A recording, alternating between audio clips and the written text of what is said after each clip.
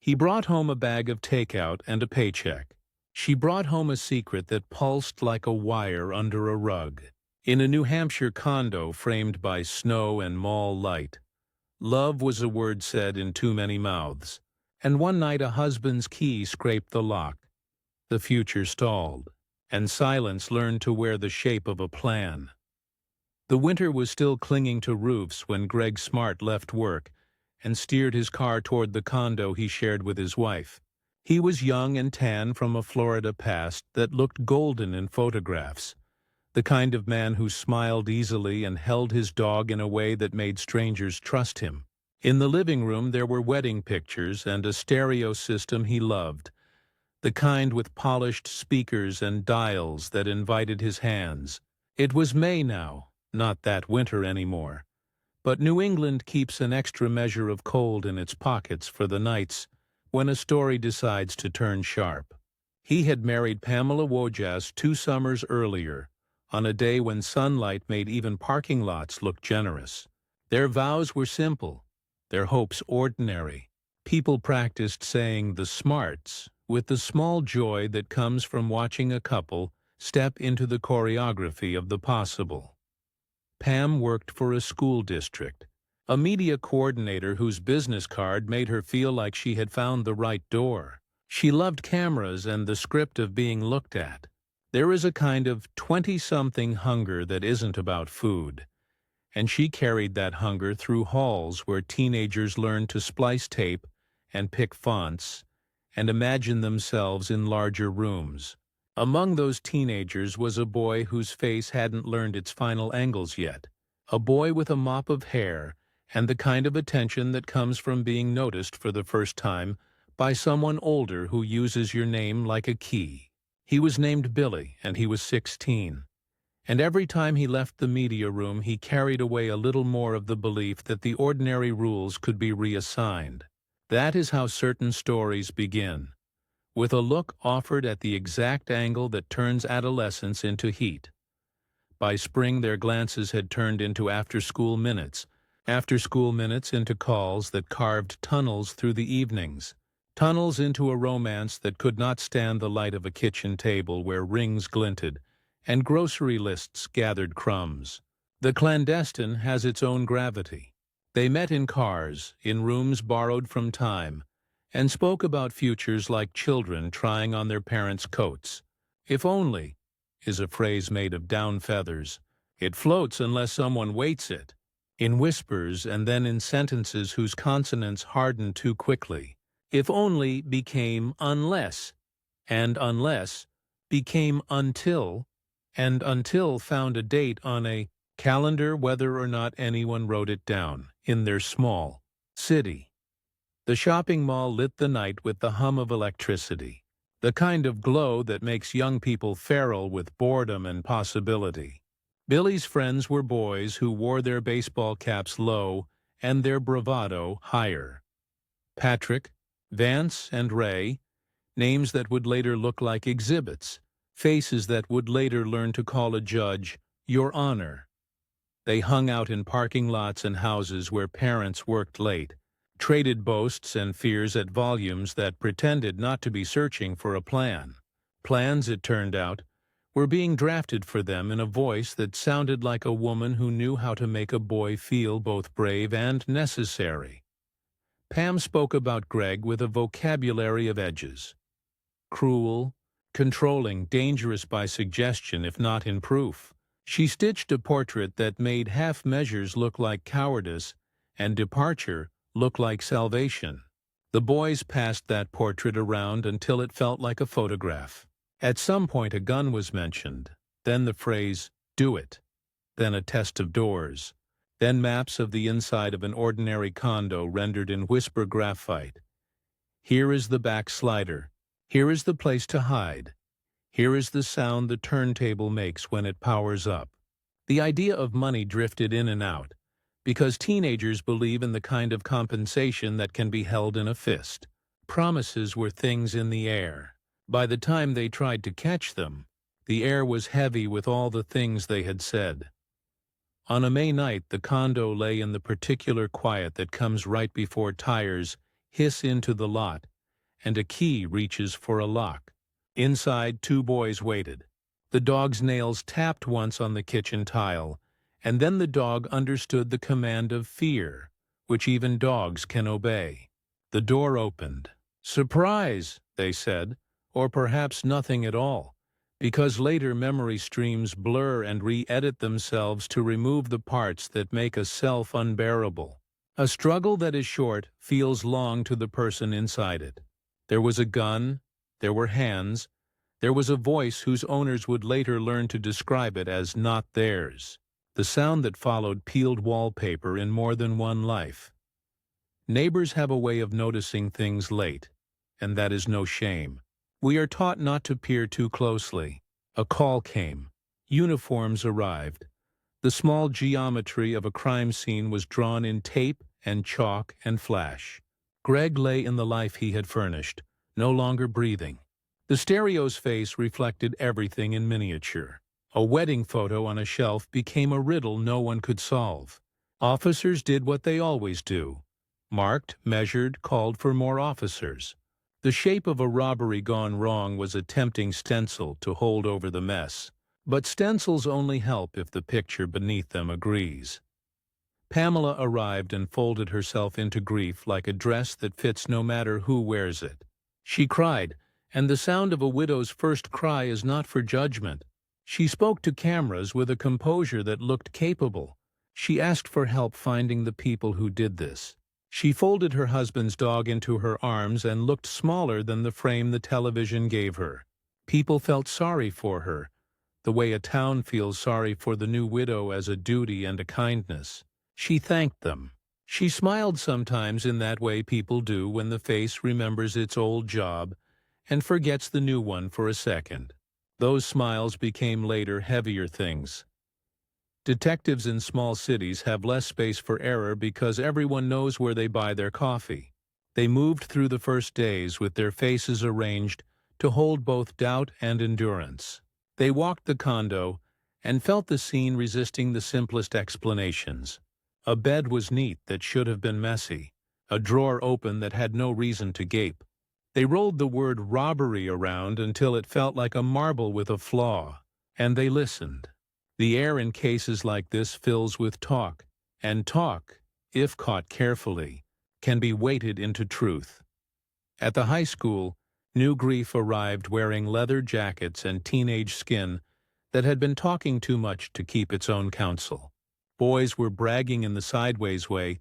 Boys brag when they have no idea what they've done to their own lives. Without adjectives, with the wrong kind of laughter, with the little silences after sentences where a wiser boy would have let fear move in. A teacher whispered to a resource officer. A girl rolled her eyes and said the thing adults were waiting to hear. A roomer found a desk and gently placed itself there. Names arrived. Billy Flynn, Patrick Randall, Vance Latham, Raymond Fowler. The detectives moved their chairs back from their desks and went looking for kids who hadn't slept well. Interviews are bridges that have to be built as you walk across them. The first ones were shaky. Denials, swagger, an uncoached certainty that meets adulthood like a windshield meets a stone. Then a crack, then a break. One boy told a piece. Another boy told a larger piece that fit the first so neatly it felt rehearsed. The third boy offered the sort of apology that sounds like a list of facts. They were, it seemed, part of a plan. They had a gun. They had keys. They had a name for the person who wanted a husband to stop existing. The detective on the far side of the table wrote it down without looking like the writing hurt. There is a method to keeping your face when the story you are hearing wants to rearrange it. Arrests followed, the kind with cameras permitted to watch the back of a teenager's neck, while a hand piloted by an adult in a blue uniform guided him into a car. A town that had been kind to its own watched with a strange mixture of disappointment and relief. The story simplified itself in front of them into something a jury could eventually carry. A young wife wanted freedom, a teenager wanted the feeling of being her chosen one, and two other boys wanted to belong to something that felt like daring instead of ignorance. The boys called themselves soldiers in whispers, but now they were defendants, and the pronouns changed. We became I, and I began its long career of saying what the law needed to hear. The state does not hate, it prosecutes. In New Hampshire, where the trees stand polite and winter curates a certain discipline, the prosecution laid its file on a table and considered the ladder it had to climb. The teenagers would talk. Deals would be offered. The ladder would be built from planks that no one liked. Testimony from accomplices, confessions purchased with leniency, narratives that would need shoring wherever nerves had chewed at the edges of detail. And at the top of that ladder stood Pamela Smart, who was no longer a grieving widow in the mind of the state, but a conspirator whose crime bloomed from a romance so mismatched it recruited violence to feel inevitable. The trials began, with boys first, because their stories could be turned outward to point at the woman they said taught them to aim. And the country learned the choreography that television would soon turn into a habit. External shots of courthouse steps, commentators sharpening their voices, a name becoming a kind of currency. In court, Billy's jaw had changed shape. He wore the suit that transforms a boy into a story, and he told the room about an affair that had made him feel chosen, about conversations that squeezed his breath, about a deadline, the anniversary the Smarts planned to celebrate, that floated like a balloon no one dared pop in public. He said she wanted it done before that celebration, as if the calendar had to be cleaned for the first act of a new life. He took the oath seriously, which is not the same as saying he took it purely. Purity is for the unaccused. Patrick spoke about the plan in ways that turned it from rumor into architecture. This door, this time, this word, this motion. Vance admitted to his piece. The loan of a car, the shape of an alibi, the knowledge that things had stepped well past mischief. Ray added his clumsy truth, a timeline built from ignorance and proximity. Their words braided. The braid was rough but strong. When Pamela's turn came, the room was already primed with a story that made her look inevitable. The defense did its job with a kind of mechanical grace, insisting there was no recording of a command, no sentence to anchor the spectacular claims of boys who needed to save their own futures.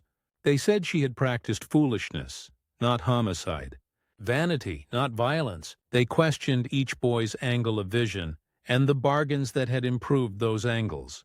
They reminded the jurors that love, even illicit, is not malice by default, and that men have killed for women's smiles without those women ever asking them to. But there was a tape. Pam, approached by a coworker who was wired, had sat in a car and said things that jurors could replay to their satisfaction. She had not described a contract, but she had described fear of discovery. She had warned the coworker who was supposed to keep quiet.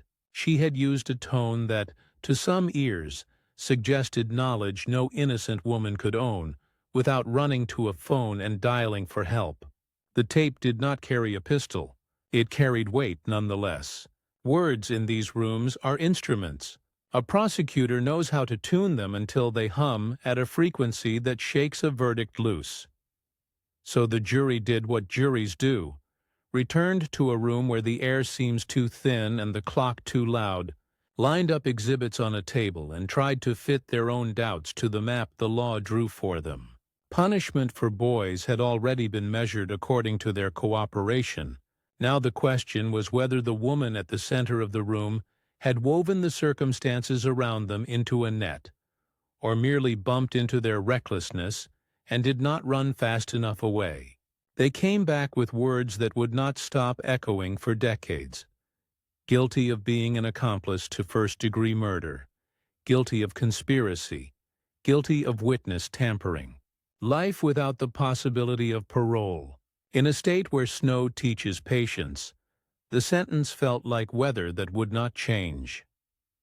Pamela Smart went away to a prison with a name that sounded like the opposite of fate, a women's facility in another state where the rules were written on walls no camera would show.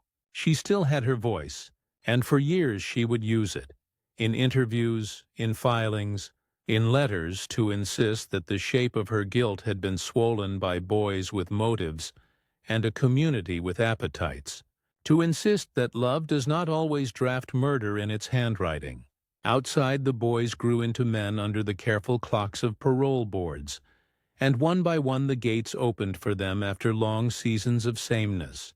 They returned to lives that would never be without that first chapter, but lives nonetheless, the kind that hang light strings on porches and mow lawns and keep their heads down in grocery stores where the cashier doesn't know or doesn't care.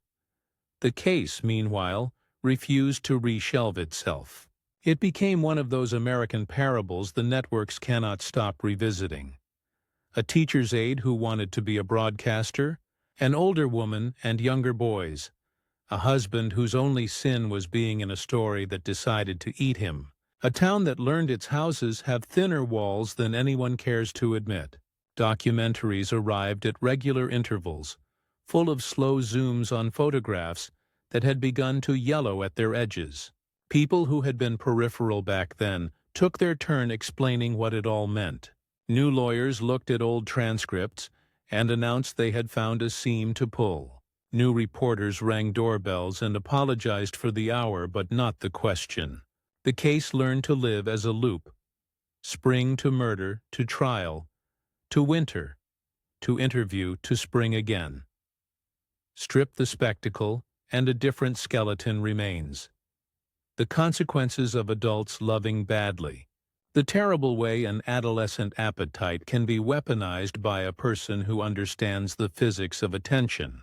The speed at which talk among boys can transform into duty. The law's stubborn insistence on building its decisions from what it can hold in its hands. Gregg Smart's friends still miss him in ways that have nothing to do with microphones. A fishing trip that never happens. A goofy story that no one else knows well enough to tell. His parents grew older in a universe where their son's name was always being said by strangers, as if they owned it. They do not. Names remain located in the first set of mouths that formed them, and every other mouth owes rent. Sometimes the air needs to be cleared of the larger dramatics, so the smaller truths can breathe.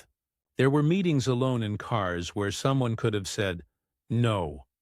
There were boys who could have let a weekend pass and discovered that the storm had moved on without asking them to become it. There were adults who could have insisted on the plain miracle of surviving a marriage rough patch without making the next chapter a tabloid.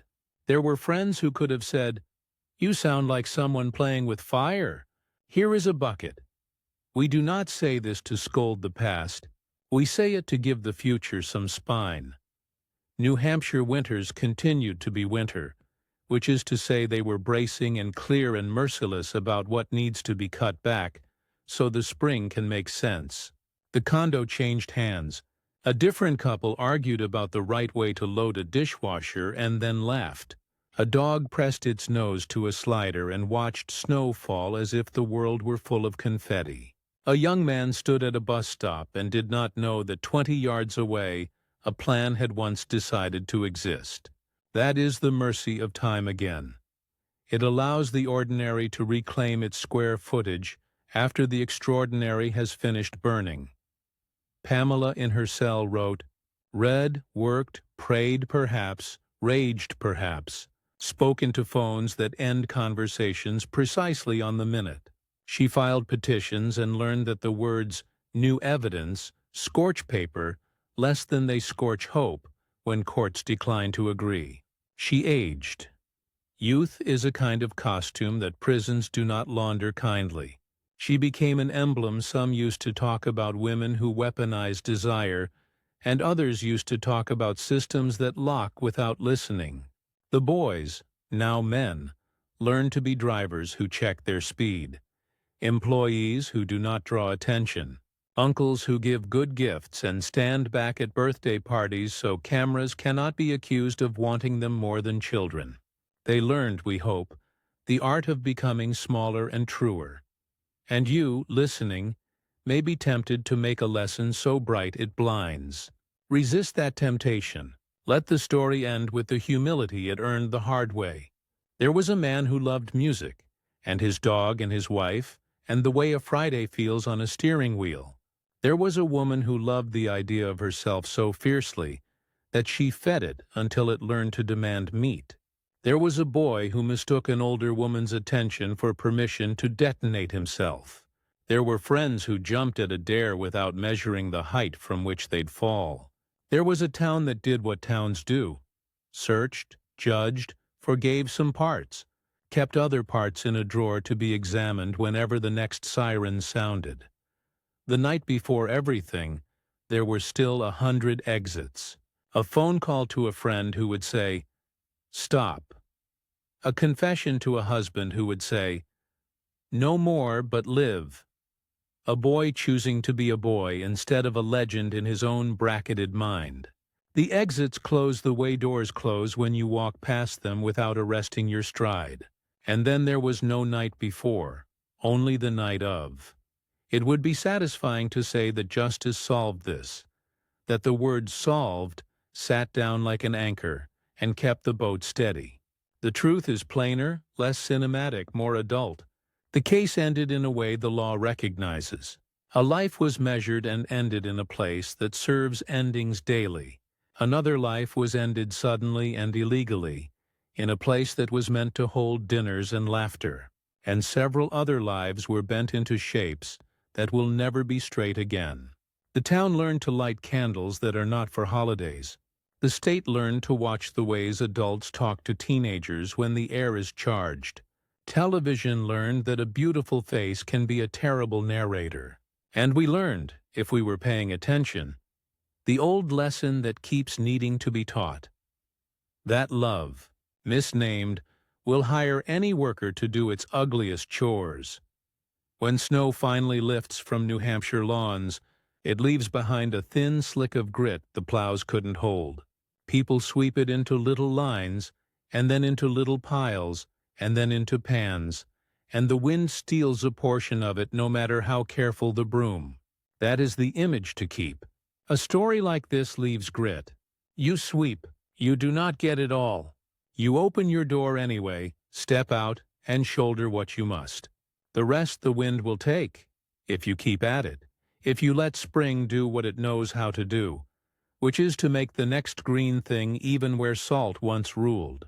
Spring, when it finally pushes into New Hampshire like a guest who knows better than to knock, has a way of softening the outlines of hard places. Even prisons look briefly like factories with lawns. On some mornings, mist clings to the river, and the world seems undecided. On such mornings, it is easier to believe that people can be undecided, too. Can choose again, choose better.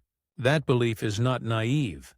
It is the only belief that justifies any of our systems meant to hold, and then, where possible, return a life to the common air, to too large and too casual for the seriousness inside their chests. Freedom is a test no one grades on a curve.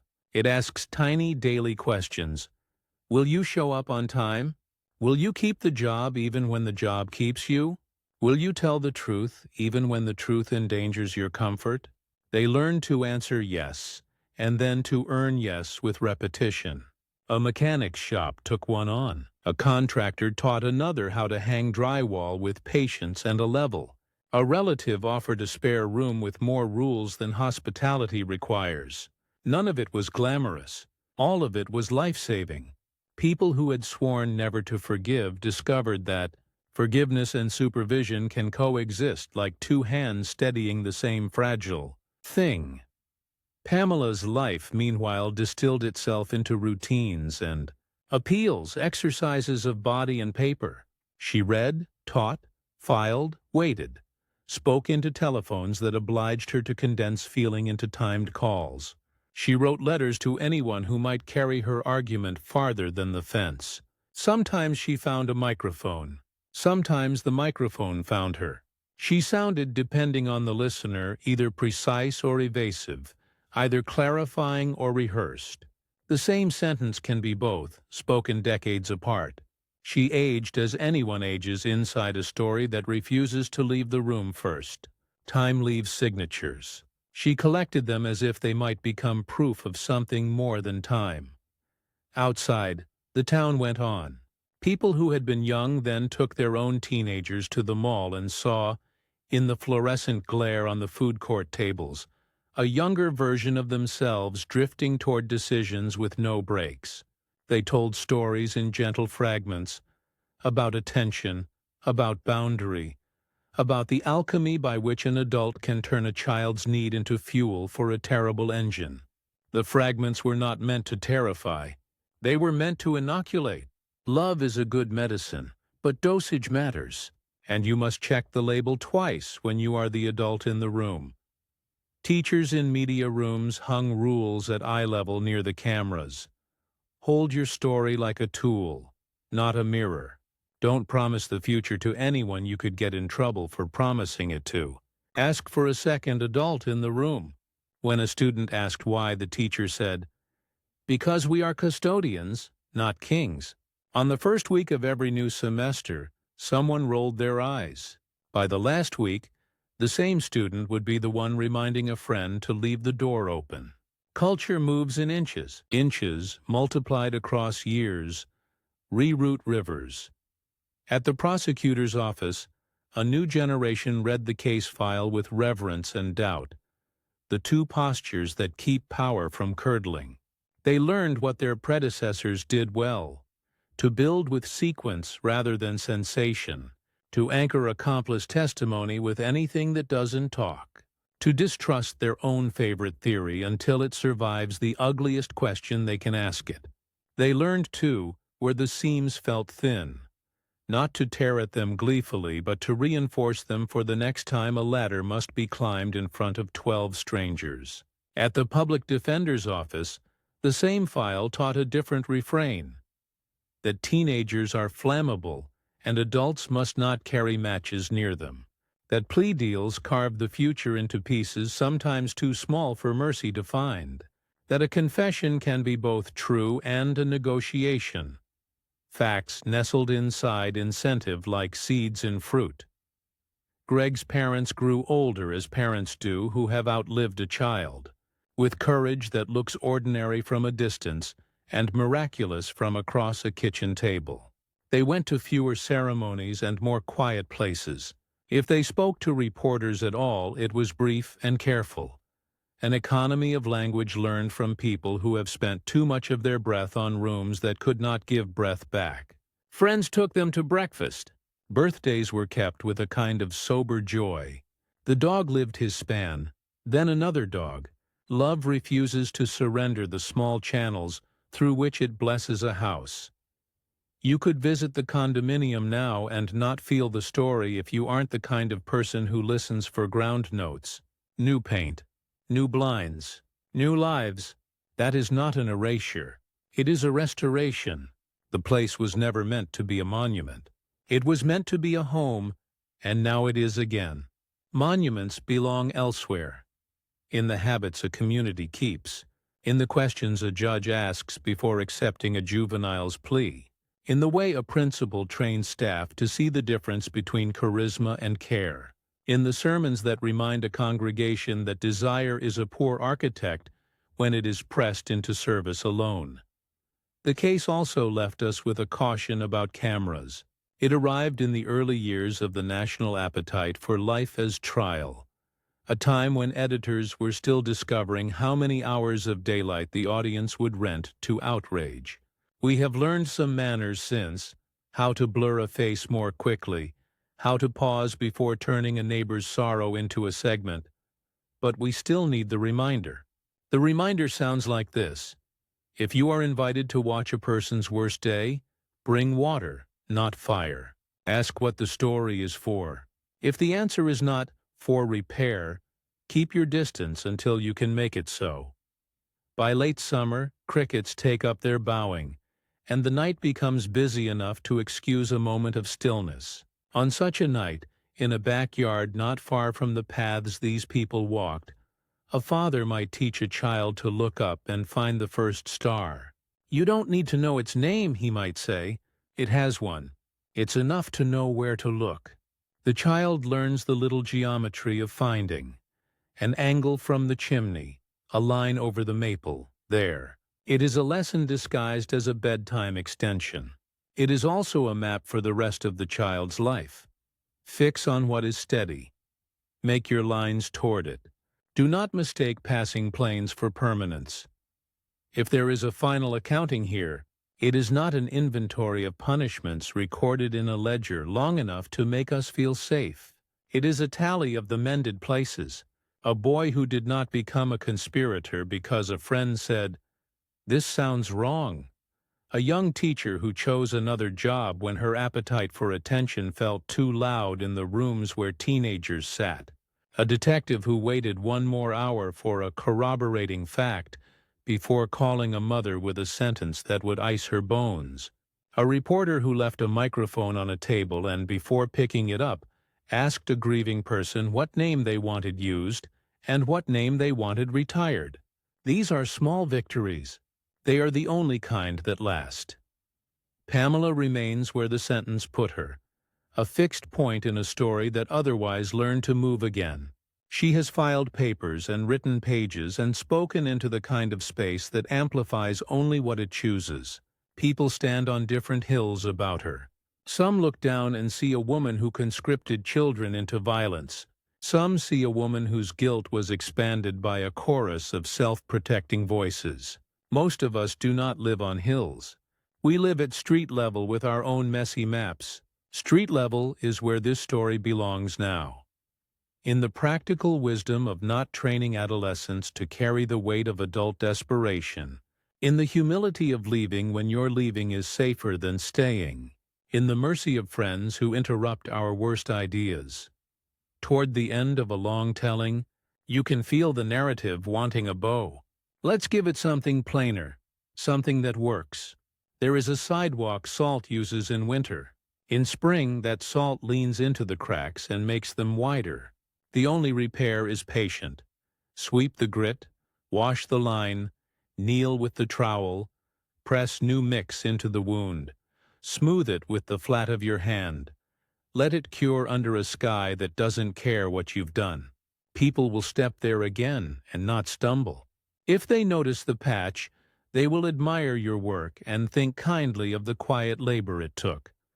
So we end on a patched walk in a small state where the seasons keep honest time. A couple passes, arguing gently about nothing important. A kid pedals past with a playing card clipped to the spokes. A dog chooses the long way around because the long way smells like everything. In a window, music plays through speakers someone else once loved. In another window, a lamp clicks off. Inside the rooms we cannot see are rules and tendernesses, arguments and ceasefires, appetites and guardrails. Inside the rooms we can see. In our courts, our classrooms, our kitchens, we practice the tiny crafts that keep catastrophe from finding an open door. That is the only ending worthy of the lives that were bent here. Not grand, not punishing for its own sake, not forgetting. Simply a community doing better, on purpose, in the lines no camera detects. The winter will come again. We will shovel and salt and sweep and patch. We will check our locks and our hearts and our teenagers and our stories. And if we do all that, when a key scrapes a lock on an ordinary night, the future will not stall. It will swing open to light and the easy chatter of a dog who thinks every return is a miracle, which, if you've learned anything from this, you know is true.